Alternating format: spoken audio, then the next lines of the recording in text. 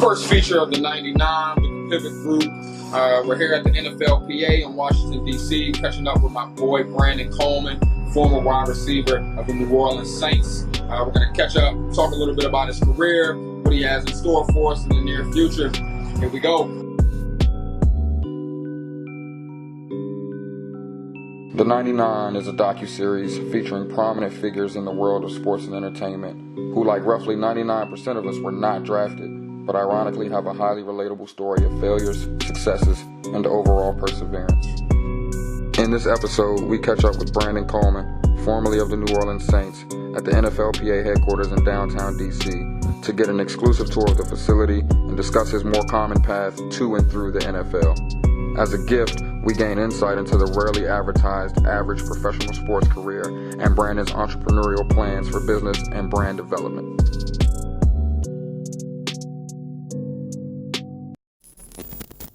You know, as you know, I mean, as I was telling the other gentleman earlier, we go back to like middle school, ninth grade days. So long ago, bro. Yeah, playing basketball. So you can correct me if I'm wrong, but I feel like basketball was your first like passion and the first thing that you really dedicated your time and effort to. And then over the years, it transitioned to football being your primary focus. And then of course you going to Rutgers and playing there.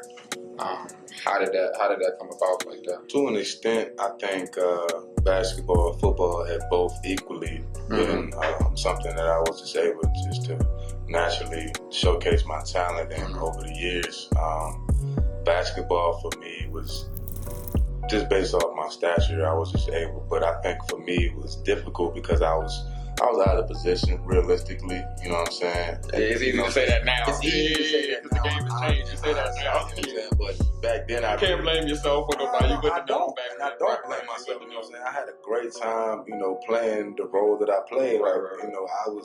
I knew I was shot blocker, you know what I'm saying? I was just dunking, getting rebounds. I was that body guy, you know what I'm saying? But I was cool with that. But my game wasn't out on the wing, you know what I'm saying? It was timely though, because that was the game has changed. The game has definitely changed. Right now, you're about like a 2 or a 3. Exactly. You know what I'm saying? Which is crazy. And that went into why I didn't choose to play basketball at the next level. Because realistically, I was like, yo, you been working on your post game all this stuff. But you only 6'6". I said Kobe Bryant and Michael Jordan is 6'6". I said you ain't got nothing that they doing right now at that level. So I said, and then realistically, Calvin Johnson was big. Yeah, you know what I'm saying? He just Georgia Tech. You know what I'm saying? So I'm like looking at our frame. I'm like, I think I could go this route. You know what I'm saying? And stand out more as opposed to blend in. Because I'm kind of short. 6'6" on the field is a lot different than 6'6" on the court. The school that I will be attending next year is University of Rutgers. That's what I was thinking. No question. That's what I was thinking. So that's why I kind of chose that route to put more of my time and effort into football. And it panned out that way that I was able to get more scholarships at the Division I level. And I ended up choosing Rutgers to go there. So why Rutgers? Rutgers for 3 main reasons. Education was one. I knew that a degree from Rutgers was up there with like the Ivy Leagues. You know what I'm saying? And it was close location. It wasn't too far from home, but it was far enough that I could be on my own, get a whole new start. And 3, that program, the football program at the time was on the up and coming, but they were still like considered an underdog. And I like being an underdog, and I wanted to be a part of, making a run and putting my name on something like that. So a lot of that had a lot to do with it. So when did you start to notice that you had a chance to further your football career and have a shot at the league? It wasn't probably until after my redshirt sophomore year. Then the scouts was all the scouts were just raving, you know what I'm saying? And this is before I got injured in college. So like I put up numbers, I was doing X, Y, and Z on the field. So I was able to just really showcase my talent and bring something different that, a lot of cats didn't have. So, but that was the first time I was like, wow, I got a chance now. Keep in mind, like I didn't go into college thinking. I recall you telling me you weren't I didn't go. I didn't go to Rutgers thinking, all right, the next stop after this is going to be the NFL. Mm-hmm. I was just going to college because that opportunity naturally, organically presented itself. Right. You know what I'm saying? I was just going to take advantage of it and just see where that took me. Mm-hmm. Then the scouts started coming around. Then I was like, all right, well, let me put my best foot forward. You know, present a resume that can help myself go to the next level. I just want to say that after this process, after the season's over, after talking to Coach Flood and after talking with my family, I feel as though I'm declared for the NFL draft. So walk me through that process of you gaining some notoriety on the field, the scouts raving about you, and you realizing that, okay, wow, like, all right, this is going to be part of my plan to go to the league. This is real. And so walk me through that up until draft day. That's tough. Yeah, that's tough. All right, so I ended up leaving early. Mm-hmm. I left school. Since I redshirted, I had one more season. But in the situation, I looked at it. I said I got 9 credits left to graduate. And then my school was actually transitioning from conferences from the Big East to the Big Ten. Mm-hmm. And I was like, well, I'm going to go ahead and bet on myself. Mm-hmm. You know what I'm saying? Take the chances. And I was just injured the year before. So I was like, I'm going to go ahead and bet on myself, rehab, and go train find the best facility in the country to go train. But it was a tough year for wide receivers. That whole class was deep with wide receivers. Mm-hmm. So I think that had a lot to do with, which why I didn't get drafted, along with the injuries that I had leading up to it. But I was projected 3rd, 5th round. You know what I'm saying? Agent was telling me, that's pretty good, like second day for sure. Right. And combine, I was invited to the combine, put up pretty good numbers coming off a knee injury, and on the bench and things like that. And I was able to do good with my routes, and even the pro day, I was able to put together a good resume. Mm-hmm. But all throughout leading up toward the draft, I remember, man, this is it. Like, this is what you see everybody. They got the videos with the family all with them, and watching the TV, and you thinking like, man, you just want to hear your name called. Play that. You know what I'm saying? You just want, like at this point, you like, man, this is what it's all come down to. You thinking about, man, I'm gonna get this phone call. I'm gonna get this phone call at some point. And it was one point in time. So that like I said, that class was full of receivers. So Brandon Cooks got drafted in the 1st round, right? So Brandon Cooks, you know what I'm saying? Brandon. You know what I'm saying? Yeah, you know what I'm saying? So that quick pump fake. Ooh, that was a pump fake. Yeah. I had so many family members like, boy, I thought you were supposed to get the call. Like, you know what I'm saying? I didn't, and that's not me, but I know who that is.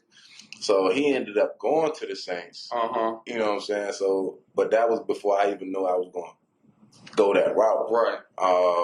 So that was the first pump fake, and then the next day, I started getting phone calls from teams just telling me, hey, if you're still here at this point, we're going to come get you. And there was a couple teams telling me that, you know what I'm saying? Just basically whispering sweet nothings in my ear. And I'm just like, the time is just ticking down. You see more receivers getting taken off the board. Then next thing you know, 5th round, 6th round.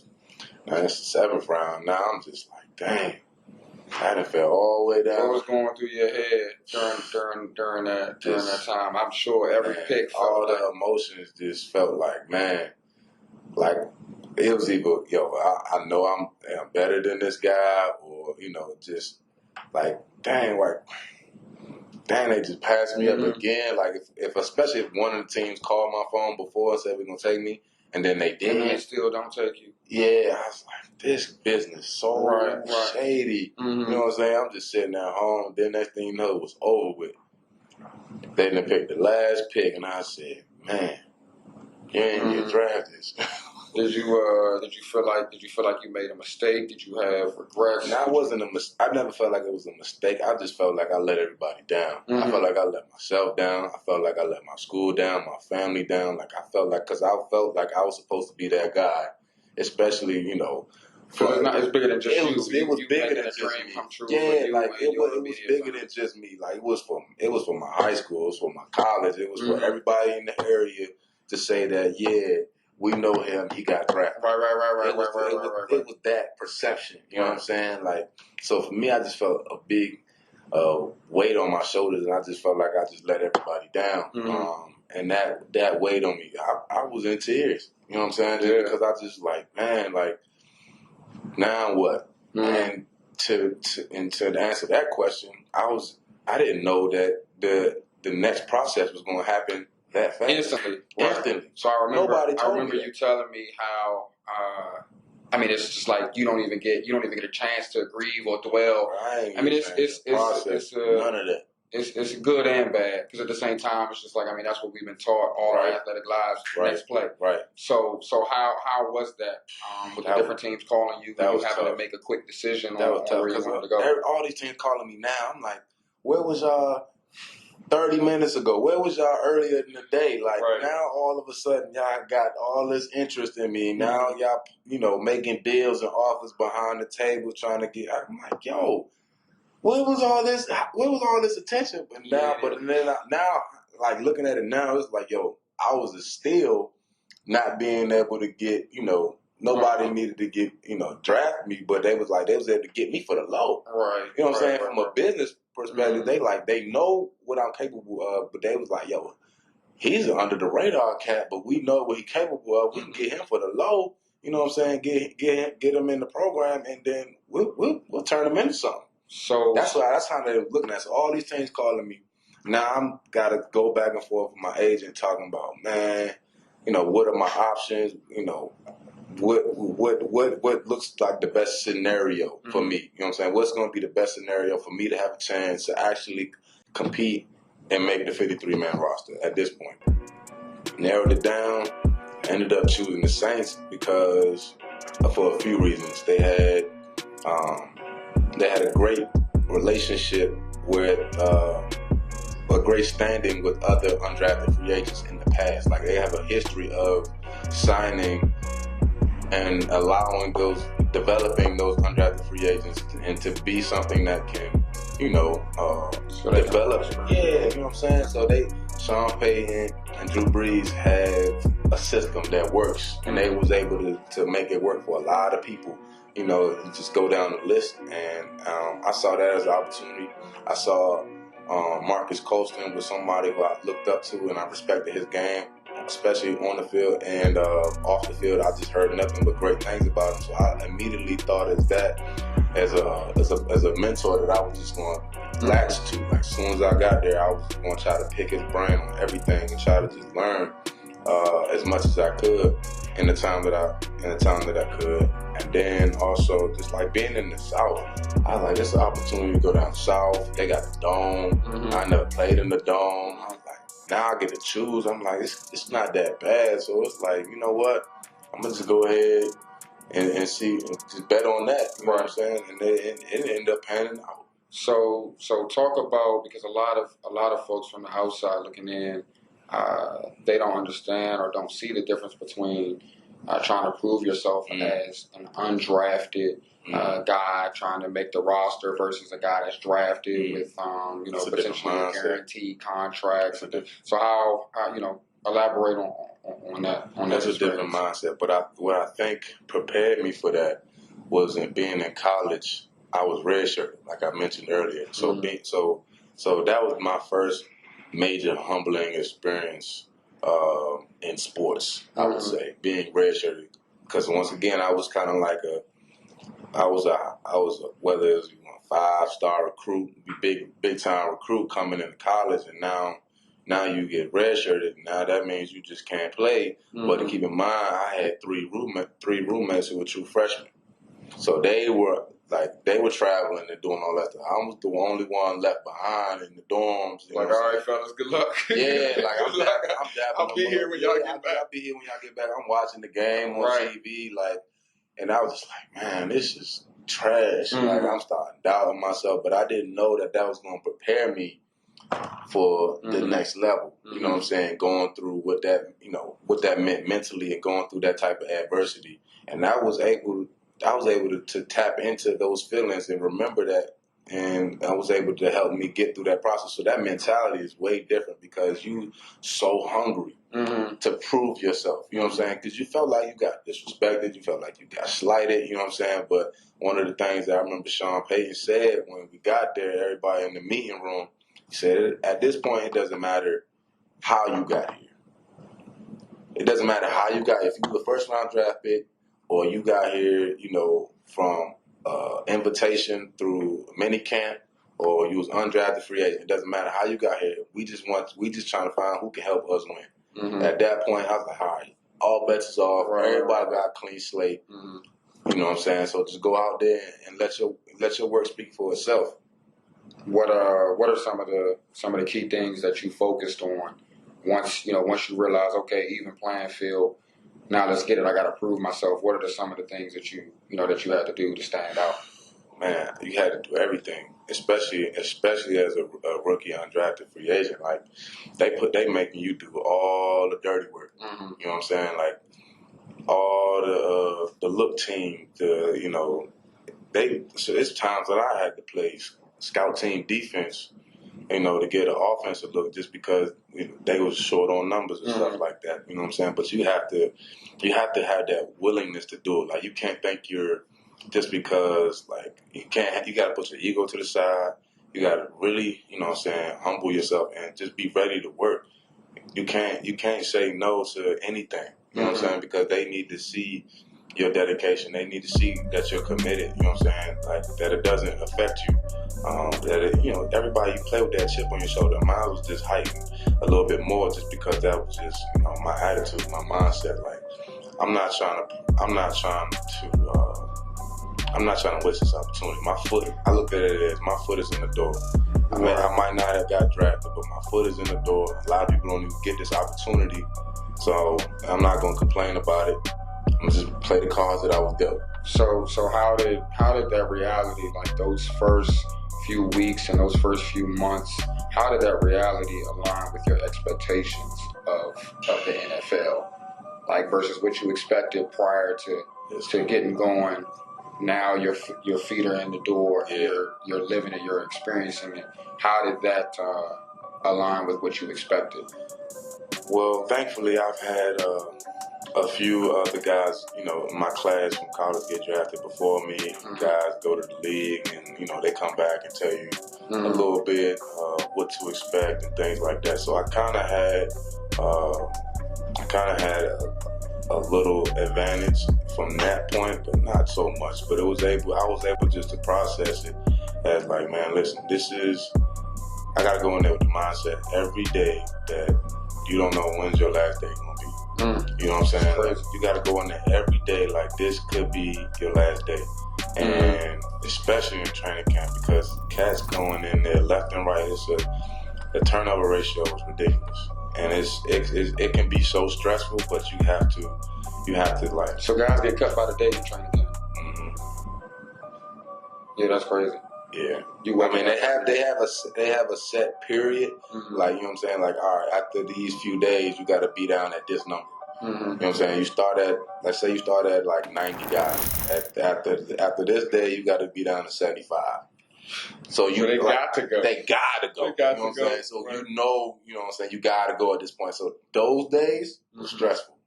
You know what I'm saying? Like, you just sitting around waiting, like, and everybody know who that guy is to come get you. You know what I'm saying?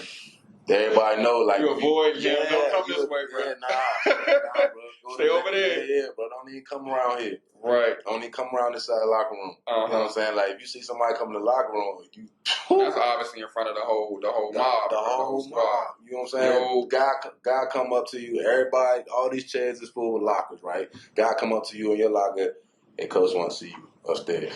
And you already know what time it is. Yeah. You know what I'm saying? That is the most stressful thing because there's no telling when you could be next. So describe that feeling once you persevered through that and you made it through those cuts.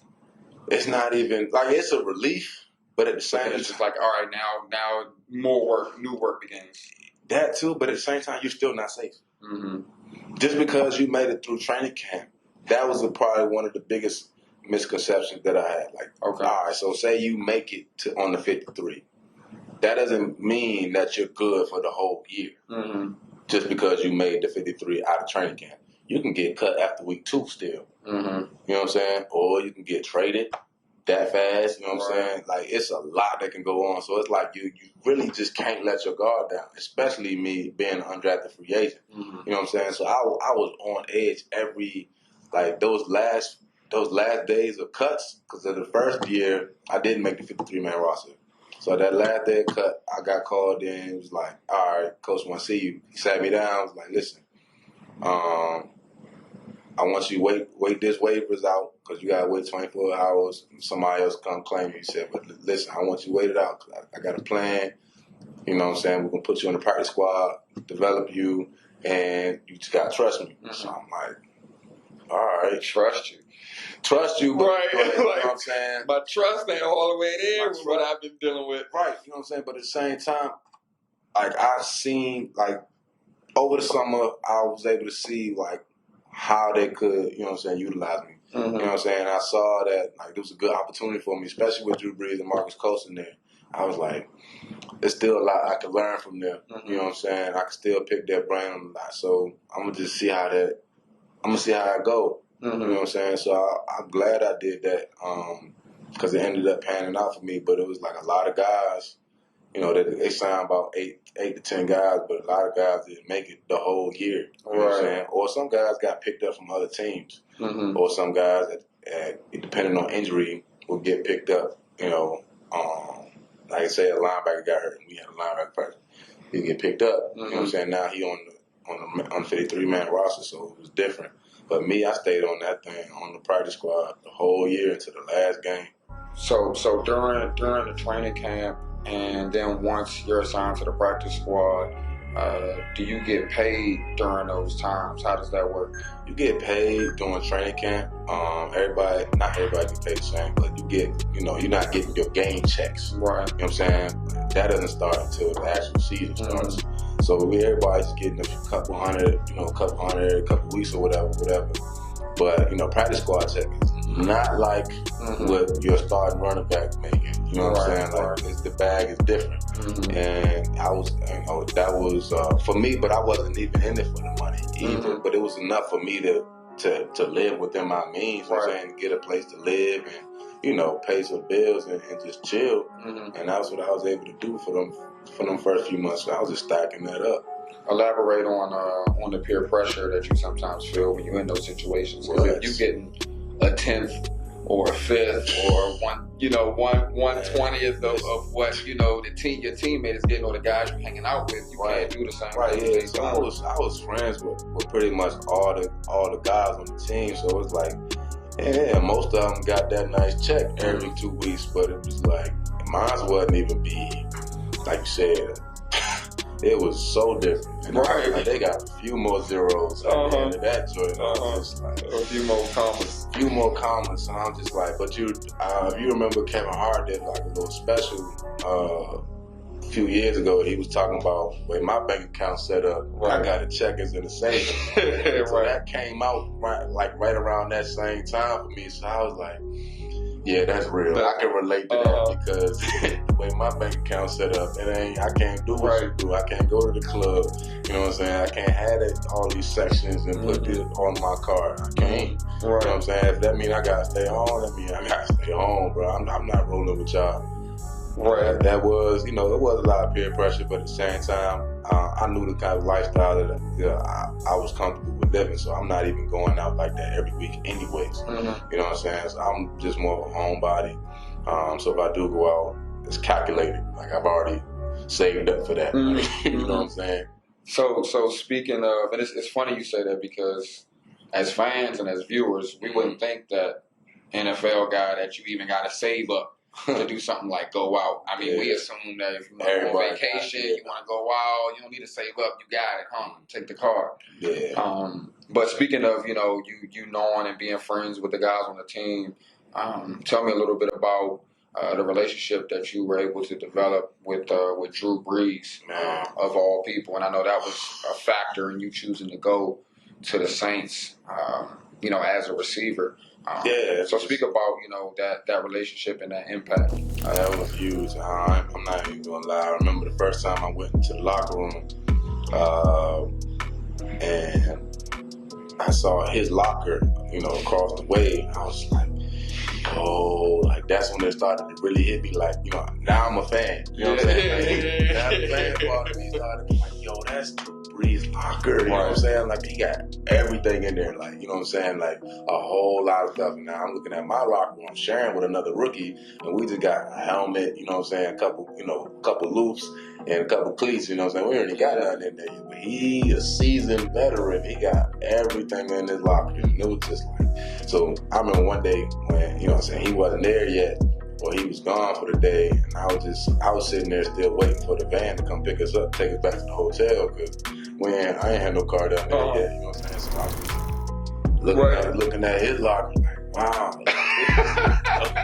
Bro, I was a fan, bro, but it was like, I couldn't even, like, I was too scared to talk to him at times, to be honest with you. Like, I wasn't that bold, you know what I'm saying, to be like, hey, what's up, Drew? You know what I'm saying? Like, I was really trying to call him Mr. Breeze for a minute, bro. I ain't gonna hold you, bro. Like, I was like, I don't even know how to approach this, man, because it's like, yo, I know where I'm at on the totem pole. Right. You know what I'm saying? Right. I didn't get drafted, you know what I'm saying? So it's not like I should expect, to have that out the gate. But the thing I love about him, he treated everybody the same. You know what I'm saying? He treated everybody with respect. It didn't matter if he was drafted or not drafted, bro. He treated everybody with respect, and that's what I loved about him. I respect him more as a person off the field than any of the accomplishments and he has a lot of accomplishments on the field. But, the man that he is, I appreciated him for everything that he was able to do for me. The game that he was able to teach me off the field, man, he's a great person. And if you ever heard anybody say something bad about him, they just have hate in their heart. You know what I'm saying? Because there's nothing bad about this man. Great husband, great father, great teammate. I can go on and on. But I'm just thankful that I had the opportunity. It was crazy because one of my best moments I remember with him, because he has handshakes with all the guys, all the receivers. We'll break it down from practice, and we'll stay after practice and throw a little bit, but he'll break it down again, dap everybody up in their own handshake that they had. Right? So it was like me and my homeboy, we was the undrafted receivers, and it got time to shake our hands. He just gave us the fist bump, and I was cool with that. You know what I'm saying? I got the fist bump from Brees. You know what I'm saying? Yeah. One day I'm gonna get there. Right now I'm content with just getting the. You know what I'm saying? He didn't have to do that. Right. You know what I'm saying? So I was cool with that, because just take what you can get.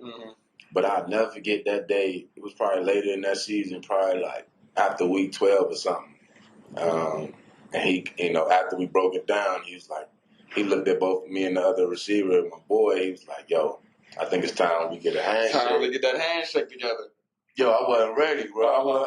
I thought that was the biggest deal ever. I was so hyped, man. I was trying to play it cool, you know what I'm saying? Like, I thought I made it. You know what I'm saying? Like, Drew Brees trying to get a handshake with me. Right. I ain't on the 53-man roster yet, so I'm like, man, we gotta run with this. I gotta have a fire handshake. You know what I'm saying? I'm going home. I ain't gonna lie, bro. You in the mirror? You in the mirror? You're in the mirror. Bro, I ain't gonna lie, bro. I'm trying to figure out the cool handshake. I called my parents, like, yo, I'm practicing your folks, bro. Like, this is before that even hit. You feel me? I ain't gonna lie, bro. I Googled like top 50 handshakes, like, you know what I'm saying, just to try to get like a frame of reference, like, you know what I'm saying, like how cool, like how, like, disappointed Drew. Yeah, because this is a big deal. Like, this is gonna set the tone for like, right. And you don't know how long this opportunity gonna be on the table. Like he could come back. You know what? Never mind. Like So I had to. He was like, you know what? Just think about it. And next time we break it down, just let me know what you got. What you come up with, man. That was like a homework assignment, bro. That's crazy. We had a few more days before the next time we practicing because it was games and all that stuff. So we ain't really had. So I had like about 5-6 days to get that joint together. Oh my goodness, bro. But I was like, less is more. You know what I'm saying? Simplicity. Don't get up there So I came with something correct, but it was something that it represented us, and man, that was a special moment for me, bro. No, that's dope. What are like two or three things that you really learned from him that have stuck with you even today? Man, I sat back and watched how this man prepares for a game, for a practice, like what he does. The notes, how detailed he is with his notes, bro. That right there was, I was able to pick up on things like that. He might have not known I was watching that. You know what I'm saying? But I was like, in the meeting room, he was sitting in front of me, like to my left. So in the team meeting room, so I was always, you know what I'm saying? Like, he would write stuff down all the time. Not when everybody else ain't got their notebook out. He writing something down, whether he thinking up some plays that he trying to do in practice that day. He writing something down. So it was like, man. So I learned, man, just the attention that you got to put, the time that you got to put into your craft. And I thought that I was already good at it, but it's levels. It's definitely levels. To challenge your perspective, your whole perspective, and then on top of that, his work ethic. You know what I'm saying? To be able to do what he's doing at his age is unbelievable. You know what I'm saying? The work ethic he will outwork you. He's not gonna let you outwork him. He gonna compete, bro. And it's something. It was inspiring every week to watch this man do that. And he was so methodical about it too. Like he had his strict routines, and you better not dare interrupt it. Yeah. Don't interrupt it. You know what I'm saying? He going through the motions, but like he's actually practicing his visualization for the game. You know what I'm saying? But it's nobody else out there. It's just literally like, you know what I'm saying? All right, practicing shooting free throws with no ball. Right. You know what I'm saying? Practicing the same shot with no ball. You know what I'm saying? He going through his mechanics. You know what I'm saying? Sometimes with no ball.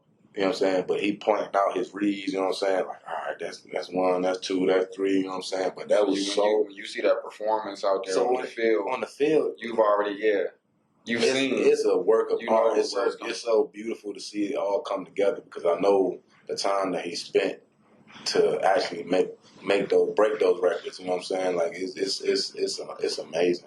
So to have made the team, to have learned from and developed a relationship with a future Hall of Famer, and that's the thing. And Drew Brees. That's the thing, bro. I can tell. Like, I don't have a son yet, but when I do, I'll be bro. I played with a future Hall of Famer. By that time, he's gonna be a Hall of Famer. You know what I'm saying? So that's great. So to have those experiences, and then to kind of establish and prove yourself on the roster, to even develop a relationship on the field with Drew Brees, and then you had you sustained an injury that obviously impacted your career. Describe what that was like to go do that hardship. Man, it was tough. It challenges you. Mentally, because we've all been faced with adversity before, and that's just the nature of the game. And adversity is going to come. It's how you handle it. You know what I'm saying? We always talk about minor setbacks, major comebacks, and that was really kind of my goal. Like, you know what? This ain't nothing I can't overcome. Like, you know what I'm saying? I'm capable of overcoming this challenge, this adversity, this obstacle that's in my path right now due to this injury, because I've faced it before when I was in college. So, certain things like that kind of prepare you for, the time when it comes around the next time. But to have this time around, to have a little bit more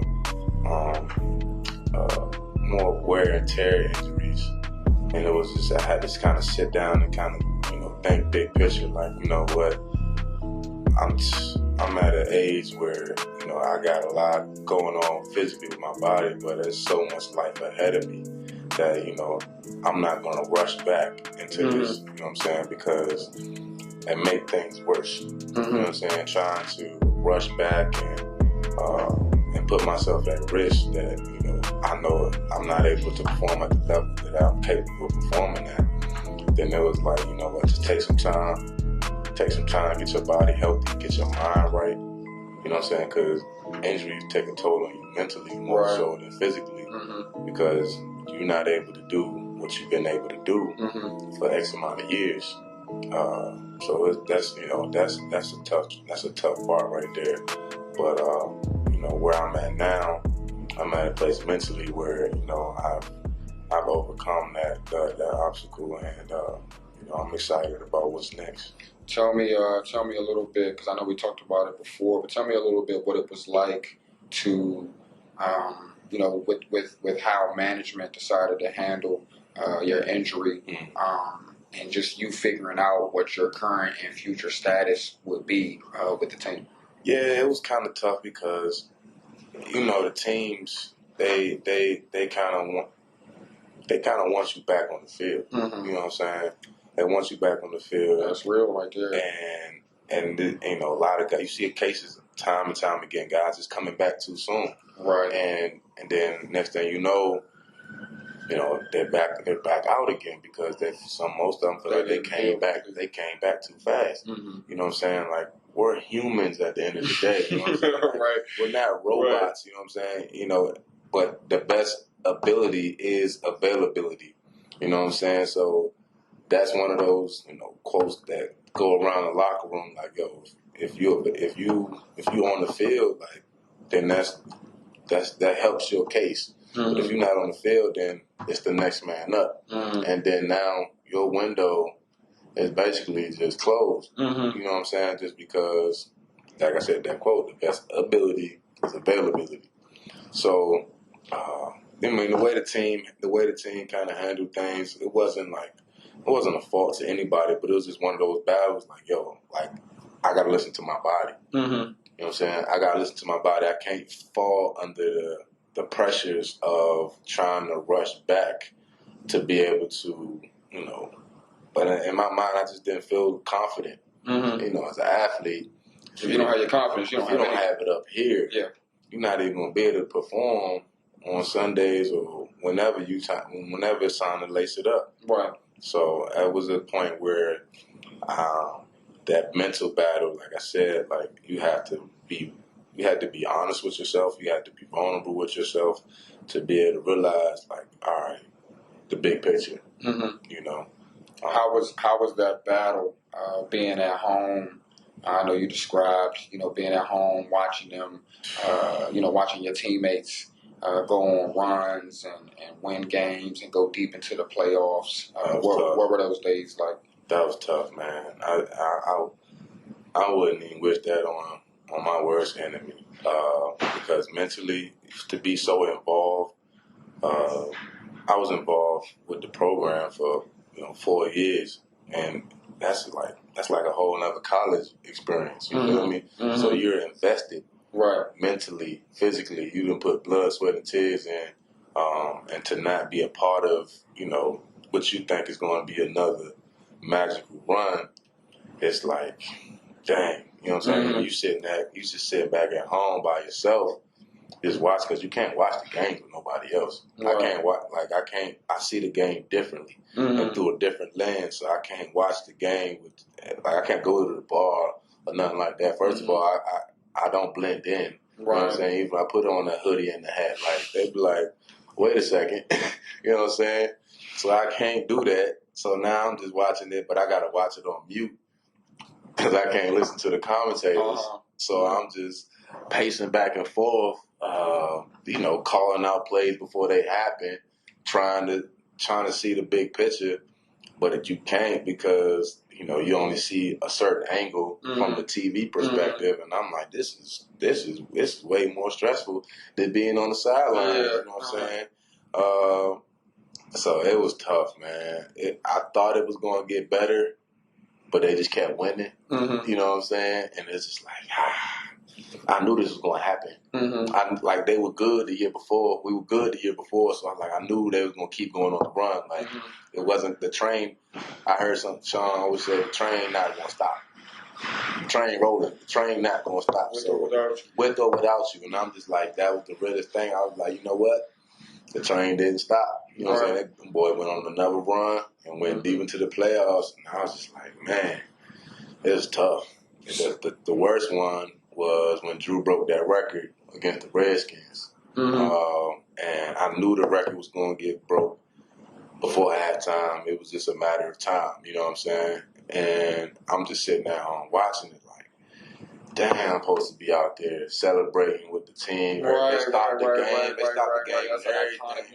What? You know what I'm saying? Like, he went over to the sideline, go hug his kids and kiss his wife. You know what I'm saying? They gave him the present. I was like, oh, now, don't get me wrong. He deserved all that. Right. You know what I'm saying? But I'm just thinking from a selfish standpoint, like, man.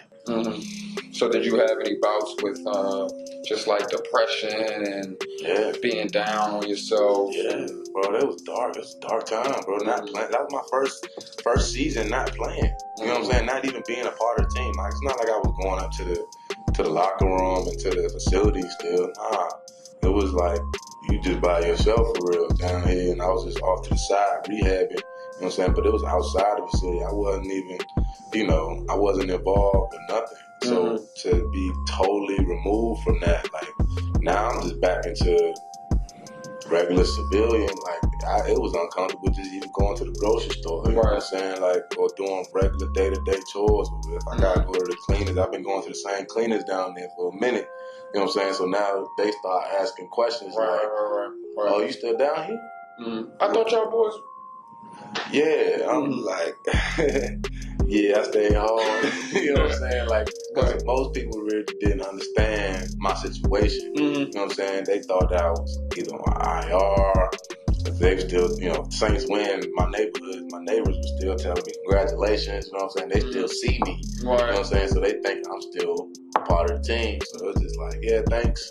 You know what I'm saying? I ain't really trying to get into it too much, but it was like, it was tough, man. It was tough. The depression hit at just several different times, and it was tough to kind of deal with that because I haven't had to deal with anything on that magnitude before.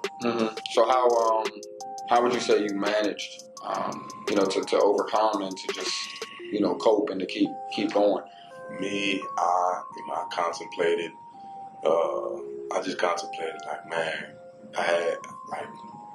is this the time when I should tap into finding a therapist? You know what I'm saying? Like, is this that kind of moment for me? Like, or is it something that I can handle on my own? You know what I'm saying? Because we're taught to, like, not show emotion. We're taught to not express our feelings. So I'm just bottling all this emotion up, but not knowing how to actually process this. But I tried to reach out to a couple therapists, but it didn't, because now it's like, yo, who do I feel comfortable talking to? Now I got to select, you know what I'm saying? But I'm doing it through a computer, you know what I'm saying? So I can't really, I'm not even going to know if I'm feeling comfortable talking to this person, you know what I'm saying? Like, so that was stressful trying to just look for somebody, you know what I'm saying? I'm like, that ain't do nothing but turn me away from it, you know what I'm saying? So now I got a journal. Start writing. Not daily, but whenever I felt the need to get something off my chest, you know what I'm saying? Start taking notes. And then meditation. Meditation helped me a lot. Just because I had the time. I had the time to do so. Like, my days were completely open now. How do you deal with that from going from having, and I think a lot of people don't understand that, just the aspect of being an athlete and then having to adjust to not having a daily detailed regimen where you've got practice, you've got film study, you've got, in college you got your study hall and, all right, then you got individual workouts and then you might have film study again, you got weightlifting. So how did you adjust to that, to having wide open days? That was tough. You're in a routine. You know what I'm saying? Every Wednesday was the same. Every Thursday was the same. You know what I'm saying? You knew I had it down to a science. You know what I'm saying? Like, if I had it down to like, all right, I need to leave at this time to get there by this time and go. I need to do this before the meeting start. Like I had it down to routine, like, and that, as most guys do. You know what I'm saying? Especially because one, I didn't have a family. You know what I'm saying? Down there. Like it's not like I had a wife and kids. You know, most guys, you know, they go, when they go back home, they might not have to spend that time on their lonesome. Yeah. The whole time. You know what I'm saying? So they got their kids that kind of distract them. Luckily, you know what I'm saying, I had my dog, but at the same time, like, you know, that was the way, he was kind of like my therapist, because I was able to talk to my dog literally and just, you know, he not judging me. You know what I'm saying? Like, they don't care at all. They don't care, but they still gonna love you. That's unconditional love. It's the same. Like, he just ain't gonna do nothing but, like, try to cuddle with me. So it's like, I appreciated it, especially at that time. I needed him the most. Cause a dog is a man's best friend for real. But it was it was tough. I had to try to find time to just fill that void. You know what I'm saying? It's a lot. Like after you rehab 2 hours out of the day, now what you gonna do? Right. You know what I'm saying? Like I was just trying not to be a couch potato the whole time and just binge watching shows. Like I tried to do something else productive. I started picking up books. I started doing a lot more reading than what I would normally do. You know what I'm saying? Because I had the time, I had to fill the void. Right. But it was, you know, it was something that was positive, because I was like, yo, you need to feed your brain. You know what I'm saying? However you got to do it, you got to stay sharp mentally. You know what I'm saying? Like, don't let this period drain you of what you're truly capable of. Right. You know what I'm saying? Right. Absolutely. So what would you say is your most vital lesson that you've learned from the experience? And when I say the experience, I mean from even initially imagining that, you know, the NFL is a legitimate possibility, to that becoming a reality, despite the obstacles, to then have a down where you have an injury. What has been the most significant lesson that you've taken away from the experience? I think that you need to find a way to process. You know, it's okay to be vulnerable with yourself. So process that, understand your feelings, like cope with your feelings. As men, we're taught to just like keep everything in, and that, like, it's not healthy. At the end of the day, it's not healthy, because at some point in time, it's going to overflow. You know what I'm saying? Then that's when the breakdown happens. So in order to, you know, to kind of prevent that breakdown, you're going to have to start to express your feelings. And one of the things that I learned through it, like, man, don't, you know, you're not, this doesn't define who you are. Right. You know what I'm saying? This was just something that you did. You know what I'm saying? You just happened to be good at it, and it gave you opportunity to do it at the highest level. But this is not who you are as a person at the core. So who are you? You know what I'm saying? Let's simplify it. Break it down even further. Like, I think that's the most important thing that I had to learn. Like, trying to look in the mirror and figure out who am I? You know what I'm saying? I've been listening to numerous podcasts and things of that nature, and I heard somebody say, to answer that question, it was like, I'm anything and everything I need to be at any given moment. Say that one more time. The question was, who am I? And the guy said, I'm anything and everything I need to be at any given moment. And to me, that was like, I can live by those words. You know what I'm saying? Because at any given moment, I might need to be a friend. At any given moment, I might need to be, you know, something else. But like, that resonated with me. I don't know who else it could resonate with, but for me, it made sense. And I'm like, yo, this doesn't define who you are. You got so much more to offer. You know what I'm saying? So much more that you haven't even tapped into yet. That now it's just time to find out what those things are and explore. Yeah, no, that's deep. I think it's something that as athletes, oftentimes we don't even consider until who we really are at our core, or what defines us outside of everybody else has been telling us. You know what I'm saying? Everybody else has been, whether it's your family, whether it's coaches, everybody else has been telling us who you are, and it's nothing of substance. You know what I'm saying? So with you doing a deep dive like that, walk me through what the process was like for you to consider whether you wanted to gain your health 100% and continue to play football and keep the dream going, or make a decision to change course in your life. For me, it was, especially last season, I was like, man, I really, especially because they was going on that run, I was like, yo, I'm trying to do everything I can to get back. I need parts. Yeah. You hear me? Yeah. I need parts. Like, they not finna go win. What? And I don't get nothing? Right. You know what I'm saying? Right. Nah, I've got to find a way. That was my only drive last season. Like, you know what I'm saying? The whole time I'm grinding to try to find a way to get back. You know what I'm saying? That was my main motivation. I'm not finna just go out like that. Yeah. You know what I'm saying? Just because that competitive drive, how much time I've invested thus far. Those are my brothers out there. You know what I'm saying? Like, I have a connection. So it's like, whatever I can do, I literally bet on myself. I hired a whole team to help me build, my confidence back up, to get my body in the best shape that I could. And I put together, my best foot forward outside of the team. You know what I'm saying? I put my own team together, my own dream team of people to help me get myself a chance. That's all I really needed, was to give myself a chance to make that, opportunity to come back. But while that was going on, at the same time, I'm like, yo, just in case, I can't put all my eggs in this basket. You know what I'm saying? Because then I'm going to be left with what if it don't pan out? You know what I'm saying? Like, I know some people don't want to work like that because, you know what I'm saying, they feel like they're not giving it to all. But nah, I feel like, yo, if you dedicate this amount of time to something, you can also put aside another, block of time throughout the week that you can invest in, whether it's the reading, whether it's the writing, whether it's the research. Find something else, you know what I'm saying, to gather your interest, you know what I'm saying, just in case, because that's just life. Right. That's just life, bro. So what ultimately, how did you take, both aspects and both considerations, and kind of figure out which route, that you want to go and what's best for you?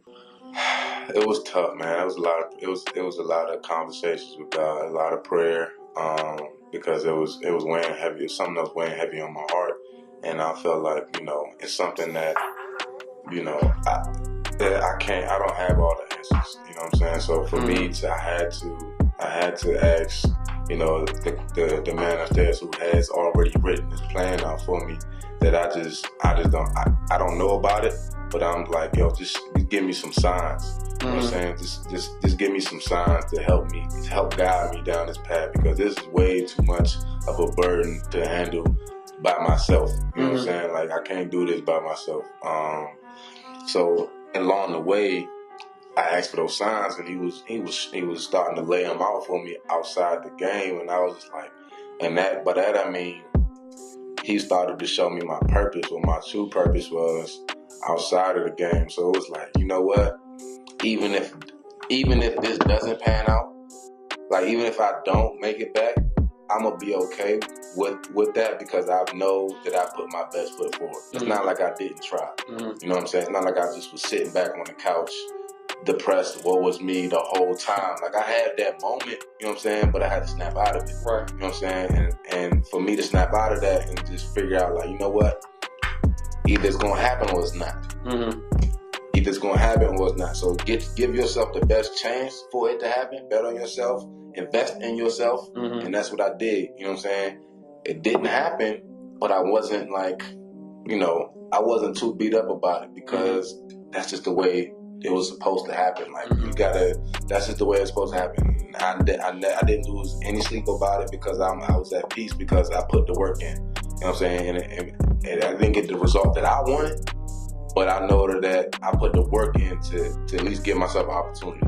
Right. So I was at peace with that. So now, when I put all that other effort into everything else that I was interested in, you know, that just kind of gradually just kept building momentum on that. You know what I'm saying? I just been rolling with that for now. Still in the healing process, still trying to, you know, take time off. Because at the end of the day, your body just needs time to recover. You know what I'm saying? Like, just you still trying to go, but ain't nothing better than just the time that you can just allow your body to actually heal.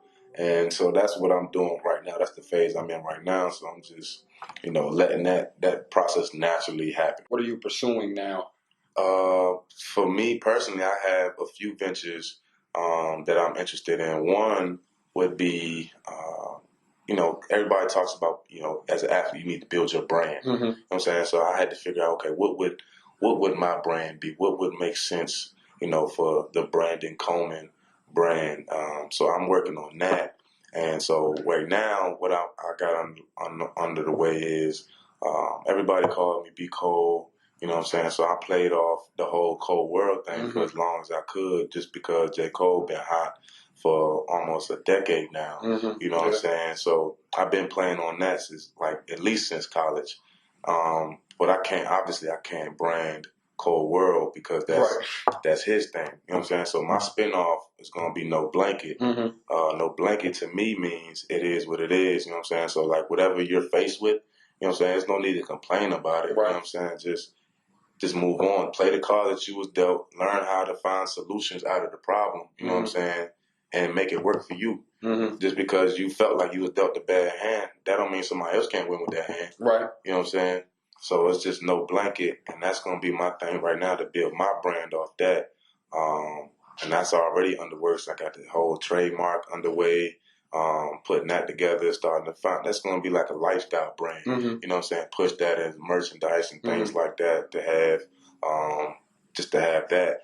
One of my second ventures is going to be something that has also become a brand for myself over the years. That was kind of happened organically, which is going to be the toothpicks. You know what I'm saying? So that kind of organically just happened. It's not something not planned. Every time I see toothpicks now, if I'm leaving a restaurant, ever since you told me, I mean, I automatically think of B. Cole. I automatically think of you every time I see you grab a toothpick. Everybody associates, you know what I'm saying? That, so, like, you can see a toothpick leaving the restaurant, like you said. Somebody else could be on the street with one. They be like, oh yeah, my man, you know, we always stay with one. You know what I'm saying? So that just naturally became my brand. So I'm like, you know what? Let me capitalize on this. And coming soon, I'm gonna be launching my own line of toothpicks, and I'm excited about that, just because it's something that makes sense for me to do. And then third, which is my big project I got coming up, is one of the things that's kind of hot right now, and that's it's very trendy, is a gentleman's grooming lounge concept. You know what I'm saying? All in one place where men can feel comfortable to get all their spa treatments, the cosmetic needs, you know what I'm saying? Whether it's, you know, the basic haircuts, you know what I'm saying? You get your beard trimmed up, the lock maintenance braided, you get your manicures, your pedicures, your skin exfoliation, go get your shoe shine if you're coming from work, you know what I'm saying? Just provide everything, you know what I'm saying, in a one-stop shop convenience type atmosphere, and allow guys to feel comfortable, because it's a negative stigma, I don't know why, against guys taking care of themselves, you know what I'm saying? Because women are light years ahead of us when it comes to that, you know what I'm saying? Light years ahead of us. But it's time for us we keep saying we're kings, you know what I'm saying? Oh yeah, it's time to treat yourself like one, you know what I'm saying? So I want to create a space where guys can start to treat themselves like one. And I think that it's a need for that. There's already different ones in the area, and I'm excited to put my own little spin on it and have, you know, my natural competitive edge in that market. Man, I'm proud of you, bro. I mean, you exceeded your own expectations, but you exceeded, you know, the expectations of those around you as well. I mean, we talked before. I mean, you've been able to accomplish and experience what essentially, you know, everybody dreams of. And I'm proud of you for realizing and acknowledging that, and not having any regrets or any, you know, empty feelings, and being able to. Bro, because like sitting back and just realizing like, oh, what did you really accomplish? Like maybe you didn't accomplish what the public wanted you to accomplish, you know what I'm saying, just based off size and stature and things like the potential that they saw. But what did you really accomplish? You know what I'm saying? As an undrafted free agent, you was able to basically walk on this team, earn your spot each and every year. You was able to, and you was able to, when it comes to like, the average span of the NFL career is less than 3 years. You know what I'm saying? It's less than 3 years. So you were able to get past that hump. You know what I'm saying? As an undrafted guy. And stay with the same team. You know what I'm saying? You didn't go bouncing around the whole country. Then, on top of that, you were able to be the last guy from that draft class. You didn't even get drafted, but you happened to be the last guy out of that class to be on that roster. You know what I'm saying? So that speaks volumes as well. Like everybody else either got cut or got traded or they, you know, whatever. So for me, I feel like I don't have nothing to hang my head about, you know what I'm saying, about my time in New Orleans. I'm grateful for that opportunity, the relationship that I was able to make, and what I was able to accomplish on and off the field. But it takes, maybe I didn't get that $30 million contract that, that the rest of my peers are getting. But, and pride and ego would say, yeah, you deserve that, you know what I'm saying? But at the same time, like, I was never in it for the money. You know what I'm saying? I was just in it for the love of the game. So that's another thing. Like, you know what I'm saying? I'm at peace with how I played the game, you know what I'm saying? The way I went to work. I feel like if somebody was, in the locker room or any of my teammates or any of the coaches, they would define me as a pro's pro. You know what I'm saying? So for me, that's like the biggest accomplishment that you can give me. Forget, being a Pro Bowl guy or anything like that for stats. Right. I said, forget all the numbers and all that stuff. But like, how did you approach the game? You know what I'm saying? How did you approach practice, your preparation? You know what I'm saying? Consistently your whole career. Like, what was that? What legacy did you leave? You know what I'm saying? In the locker room, you know what I'm saying? Like what your teammates did. Right. Your teammates respect you. You know what I'm saying? Like, so for me, I feel like I'm at peace with, with that because I did it the right way in my mind. You feel me? Yeah, relationships. I mean, that's business is relationships, and they go a long way. Correlate. One thing that stood out to me, I remember Popsman Sabansu. He's the general manager of the Capital City Go-Go, and he spent a few years in the NBA, and he said nobody remembers, any dunks or rebounds or block shots from my career.